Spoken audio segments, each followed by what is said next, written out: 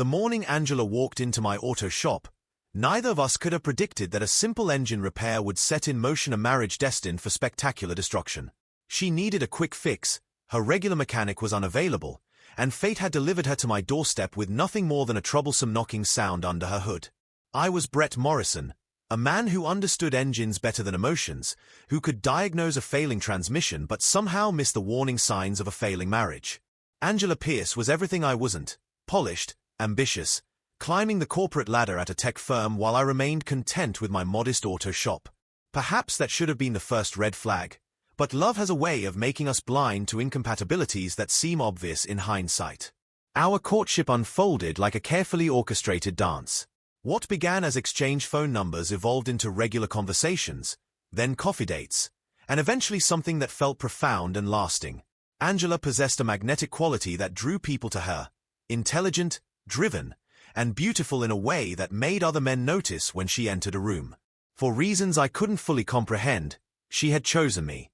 The early months of our relationship existed in a bubble of possibility.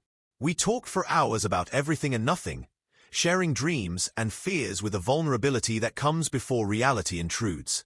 Angela spoke of her family with deep affection. They were close-knit, she explained, protective of one another. I admired that loyalty, even as I began to understand that their protection extended to scrutinizing anyone who might threaten their tight circle. My first encounter with the Pierce family should have served as a warning. Angela's mother, Patricia, greeted me with a smile that never quite reached her eyes. Her father, Robert, offered a handshake that felt like an assessment. Her younger sister, Claire, watched with barely concealed amusement, as if I were a curious specimen under observation. Throughout that dinner, I felt like an actor who had forgotten his lines, desperately trying to play a role for which I was fundamentally unsuited. "So, Brett," Patricia had said, her voice carrying the particular tone reserved for interrogations disguised as conversation, "what are your plans for expansion? Surely you don't intend to remain a small business owner indefinitely?"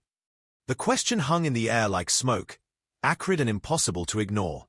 Angela's hand found mine under the table, a gesture meant to be supportive but which only emphasized the awkwardness of the moment. I explained my satisfaction with my work, my pride in providing honest service to my community, but I could see in their expressions that my words confirmed their worst suspicions about me. Despite these early warning signs, Angela and I married in a ceremony that felt like a negotiation between two different worlds. Her family's side of the church gleamed with silk and sophistication, while mine was populated by mechanics, teachers, and people who measured success in simpler terms. The contrast was stark, but love supposedly conquered all divisions. Our first years together passed in relative harmony. We established routines that worked. She handled the finances with a superior income. I managed the household maintenance with my practical skills. We talked about children, about growing old together, about the life we would build. But beneath this surface contentment, something fundamental was shifting. Angela's career began to accelerate with a velocity that left me breathless. Promotions came regularly, each one bringing increased responsibilities, longer hours, and a growing distance between us. Initially, I celebrated her success genuinely. I surprised her with dinner reservations when she made senior analyst, bought champagne when she was promoted to team lead. But gradually, I began to feel like a spectator in my own marriage, watching my wife transform into someone I barely recognized. The changes were subtle at first. Dinners eaten alone while she worked late. Conversations interrupted by urgent phone calls. Weekend plans cancelled for last-minute client meetings. I told myself this was temporary, that successful careers required sacrifice, that we were building something together. But the truth was more troubling. We were building separate lives that happened to share the same address. The breaking point came during what should have been a moment of joy. Angela had been experiencing symptoms that suggested pregnancy, and we made a doctor's appointment together, both nervous and excited about the possibility of starting our family. The test results were negative, but the doctor's subsequent conversation revealed something far more significant than a misconception. Dr. Martinez, a kind woman with silver hair and gentle eyes, reviewed Angela's lifestyle with professional concern. "The level of stress you're describing," she said carefully, "the constant pressure, the lack of rest, these factors can significantly impact fertility. Your body needs to feel safe and supported to prepare for pregnancy." I watched Angela's face as the doctor spoke, waiting for some acknowledgement that perhaps we needed to reevaluate our priorities. Instead, she began composing text messages before we had even left the office. On the drive home, she took 3 work calls, each one pulling her further away from the conversation we needed to have. When I finally broached the subject weeks later, choosing my words carefully and approaching the topic with what I thought was sensitivity, Angela's response was swift and devastating. "You can't handle my success," she said, her voice cold with accusation. "You're threatened by what I've accomplished, and now you're trying to hold me back. My parents were right about you. You're not aligned with where I'm going." The words hit me like a physical blow. Here was the truth that had been festering beneath the surface of our marriage. Her family's disapproval had taken root in her mind, growing stronger with each professional achievement that widened the gap between us. I wasn't her partner anymore. I was an obstacle to be overcome. After that confrontation, our marriage entered a new phase characterized by cold civility and strategic avoidance. We shared a house but lived separate lives.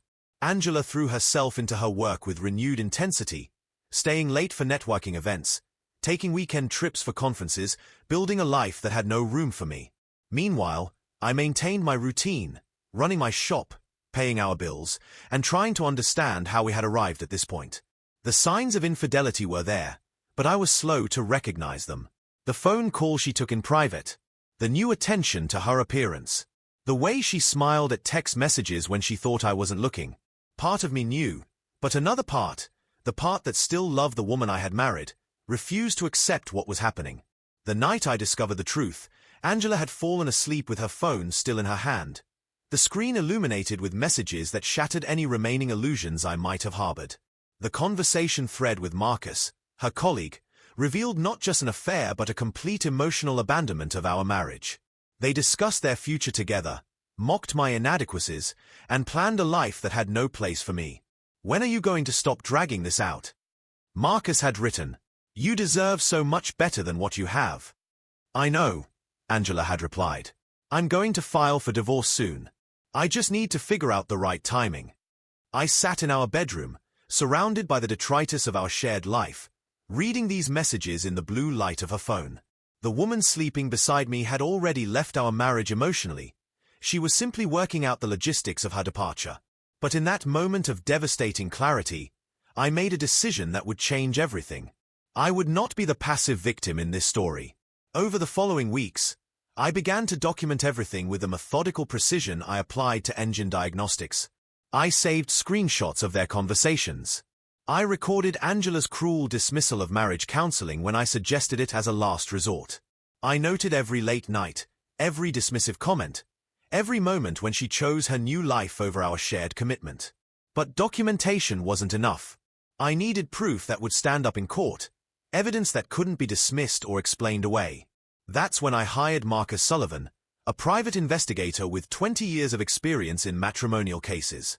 Within a week, he had provided me with photographs and video footage that left no room for doubt about Angela's infidelity. Armed with this evidence, I consulted with Jennifer Walsh, a family law attorney known for her skill in complex divorce proceedings. Together, we crafted a strategy that would protect my interests while ensuring that Angela's betrayal would not go unnoticed. The papers were filed in November, but I made a strategic decision. I would not serve them immediately. Christmas was approaching, and we had plans to spend it with Angela's family, as we had every year of our marriage. This time, however, I would not be the unwelcome guest enduring their subtle hostility. This time, I would be the one controlling the narrative. Christmas Eve at the Pierce house unfolded with its usual pageantry. Patricia had outdone herself with decorations, the table groaned under the weight of an elaborate meal, and the family gathered with their traditional mixture of affection and judgment. I participated in the rituals, the toast, the gift exchange, the forced conversation, but I felt like an actor preparing for my final performance. Christmas morning arrived with its familiar chaos of wrapping paper and excited voices. The family gathered in the living room, and I took my usual position on the periphery, watching as gifts were distributed and opened. Then Angela approached me, her face bright with an expression I hadn't seen in months. "I have something special for you," she said, presenting me with an elegantly wrapped envelope. The family watched with barely concealed anticipation, and I realized this was a moment they had been planning, possibly for weeks. Inside the envelope were divorce papers, filed just days earlier. As I read through the legal language that would dissolve our marriage, I heard the family's laughter behind me. They were enjoying this moment, savoring what they believed was my humiliation. But I had prepared for this possibility. "That's interesting," I said, looking up at Angela with a calm that seemed to surprise her. "I have something for you too." I reached behind my chair and retrieved a small black gift box, wrapped with the same care she had shown. Angela's expression shifted from triumph to confusion as she accepted the box. The room fell silent as she opened it, and her face went white as she discovered its contents. Inside were my own divorce papers, already filed and signed. But that wasn't all. Printed photographs showed Angela and Marcus in compromising positions outside his apartment. Screenshots of their private messages detail their affair and their mockery of our marriage. And nestled at the bottom was a USB drive containing video footage that left no room for interpretation. The silence that followed was absolute. Patricia's hand flew to her mouth. Robert's face darkened with shock. Claire stared at her sister with wide eyes. But it was Angela's reaction that mattered most. The way she seemed to shrink, her confident facade crumbling as she realized the full scope of what I had discovered. I stood slowly, looking at each member of the Pierce family in turn. "I may not have been what your family wanted for her," I said, my voice carrying across the silent room. "But I was loyal. She humiliated me more than I could tolerate. We both got what we came for." I walked to the door, pausing only to add, "I'll see you in court." The divorce proceedings that followed were brutal but decisive. Angela attempted to portray me as an inadequate husband, emotionally distant and professionally stagnant. Her attorney painted a picture of a woman trapped in a marriage that stifled her potential. But facts, as I had learned in my years as a mechanic, speak louder than narratives. The evidence I presented, the documented affair, the emotional abandonment, the calculated deception, left no room for doubt about who had destroyed our marriage. The recordings of Angela's cruel dismissal of counseling, her mockery of our relationship, and her plans for our future painted a picture of a woman who had checked out of our marriage long before she filed for divorce. The financial settlement reflected these realities.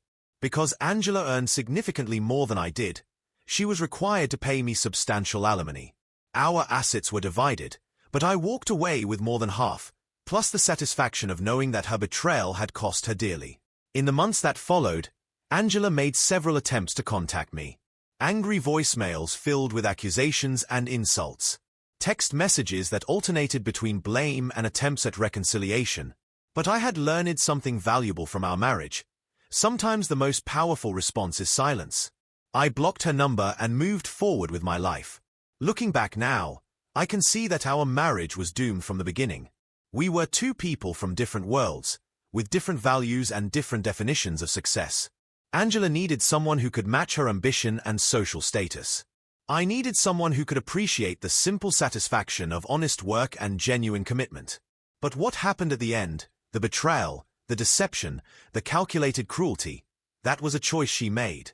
And the response, the careful documentation and strategic revelation, that was a choice I made. I may not have been what the Pierce family wanted for their daughter, but I was loyal. I was honest. And when the time came to defend myself, I was prepared. That Christmas morning, in front of the people who had spent years making me feel unwelcome, I finally gave them a gift they would never forget. The truth about their perfect daughter's imperfect marriage.